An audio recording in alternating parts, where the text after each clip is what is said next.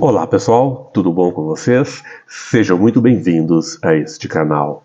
Hoje trago para vocês um relato de uma experiência de quase morte publicada no site da IANS, que é International Association for Near Death Studies.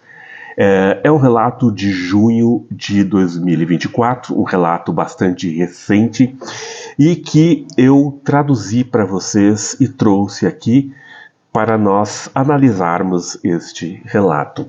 Eu vou olhar para baixo aqui porque eu vou estar lendo então o relato para vocês. O nome do relato então é Jovem é baleado e conversa com irmã que nasceu morta. Nunca esquecerei o dia em que minha vida quase desapareceu. Eu tinha acabado de sair para um passeio com minha esposa depois que discutimos e ela queria falar comigo. Então, decidimos sair da família. Estávamos na casa de meus pais, que moram em uma grande fazenda no meio do Tennessee. E lembre-se, já era muito tarde da noite, por volta da meia-noite. Tudo o que tínhamos eram lanternas. Achei que estava tudo bem até que ouvi algo como um tiro. No minuto seguinte, ouvi novamente e empurrei minha esposa para longe. Eu estava perdido em pensamentos e ainda sem saber de onde vinha aquilo, quando de repente meu peito e parte inferior do meu estômago começaram a doer. Uma dor inacreditável, e minha esposa disse que sua perna estava doendo um pouco. Mais tarde, descobri que levei 2 tiros. O impacto disso foi imenso e senti meu mundo girando fora de controle. Lembro-me de ter pensado comigo mesmo, é isso, este é o fim. A próxima coisa que percebi foi que estava deitado no chão, meu peito latejando em agonia. Minha vida passou diante dos meus olhos e me mostrou cada acontecimento da vida, como cada emoção que senti e que outras pessoas também sentiram. Ao acordar lentamente, vi meu corpo na minha frente e minha esposa chorando por mim e ainda não tinha entendido completamente o que estava acontecendo. Eu estava gritando porque não entendia por que ela não conseguia me ver ou me ouvir. Senti uma necessidade, um puxão. É meio difícil de explicar. No minuto seguinte, eu estava em outro lugar.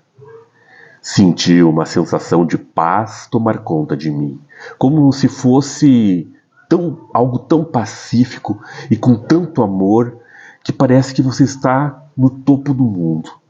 De repente, fui cercado por uma presença calorosa e reconfortante. Era como se alguém estivesse me dizendo que tudo ficaria bem. Não senti dor nem medo. Ao olhar em volta, vi pessoas que amei e que havia perdido, todas diante de mim nesses lindos campos de flores silvestres com as cores mais vibrantes que vão além das cores da terra.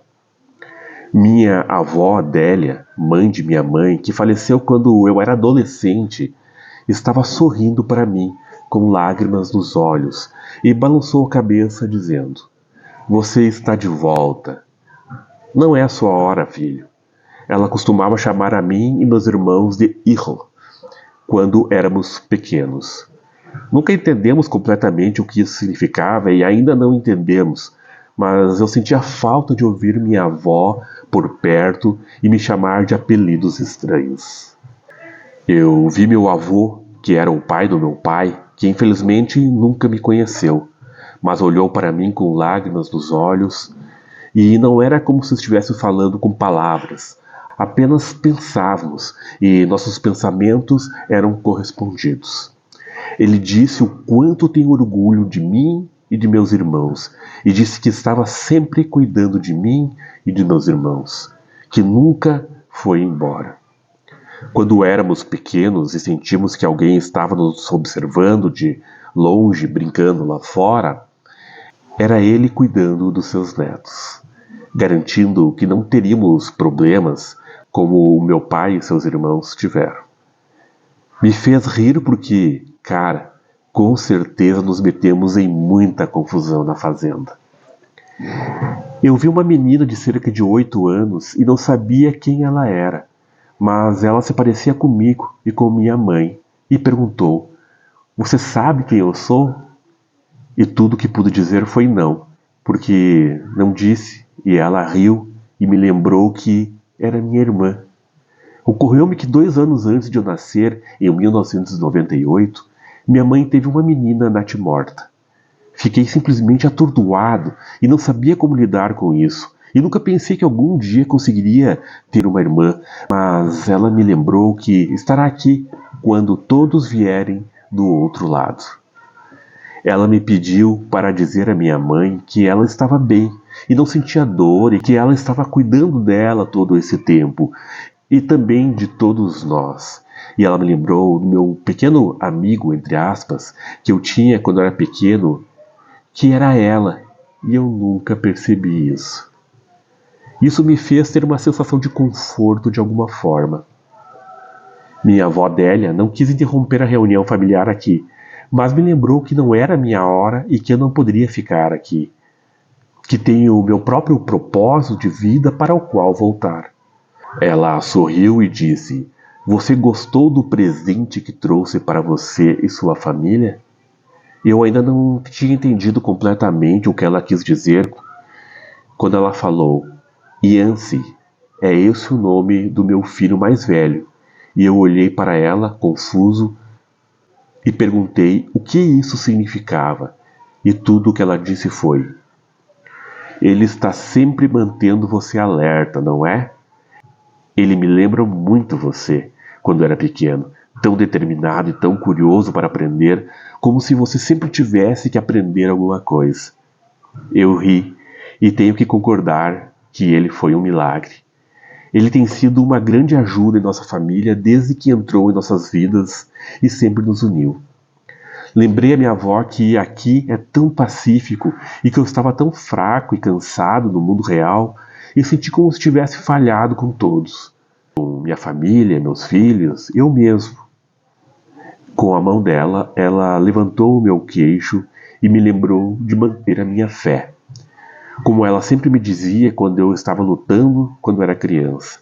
Ela me disse que eu tinha coisas incríveis para fazer no mundo. Eu tenho um propósito e tenho que criar meus filhos, porque eles precisam de mim. E esse é um dos meus propósitos. Supostamente, esse não é, obviamente, o meu único propósito. Eu disse a ela que sentia que falhei com meus filhos, mas ela me lembrou que tudo ficaria bem e Scarlett, minha filha, ficaria bem. Pensei comigo mesmo, como ela sabia disso? Minha avó me lembrou que este é o outro lado, nada é segredo, e ela me garantiu que tudo ficará bem e todos ficarão unidos.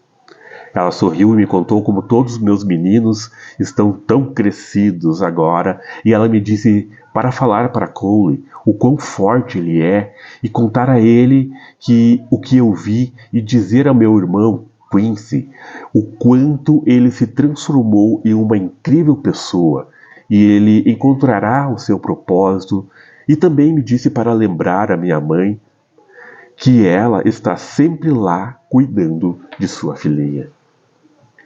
Ela me lembrou que realmente era hora de voltar, e eu senti uma necessidade semelhante a um puxão. E ela deu um passo para trás e disse: "Não se preocupe, estarei aqui quando chegar a sua hora. Todos nós estaremos." E me perguntei o que ela queria dizer. Com todos nós estaremos. Mas então eu olhei e vi meu tio-avô Carlos, a mãe do meu pai e toda a minha família que faleceu. Até minha irmã mais nova, sobre quem eu mal podia esperar para contar para minha mãe.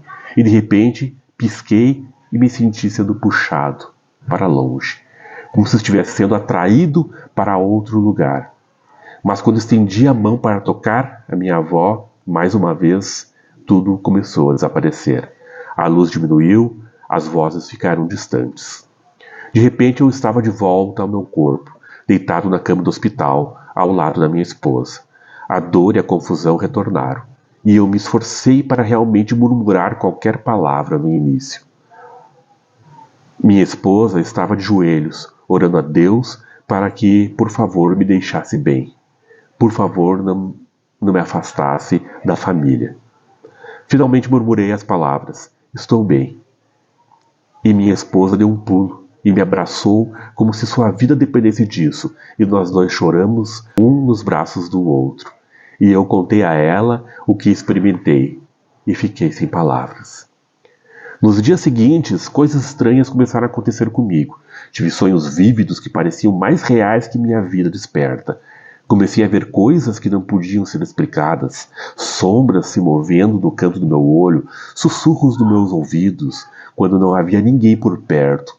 E sei que isso parece estranho, mas fiquei me perguntando se isso estava relacionado à minha experiência após a morte.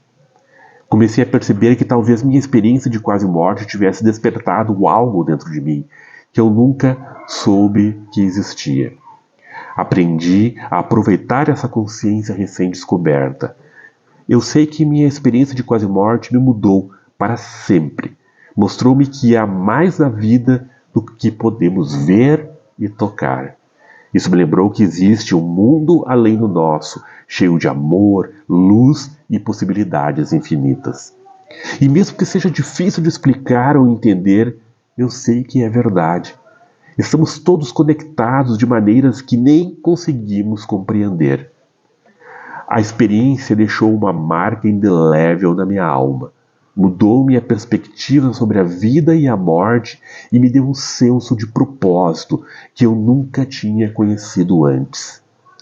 E embora ainda seja um trabalho em andamento, estou grato pelo presente que trouxe.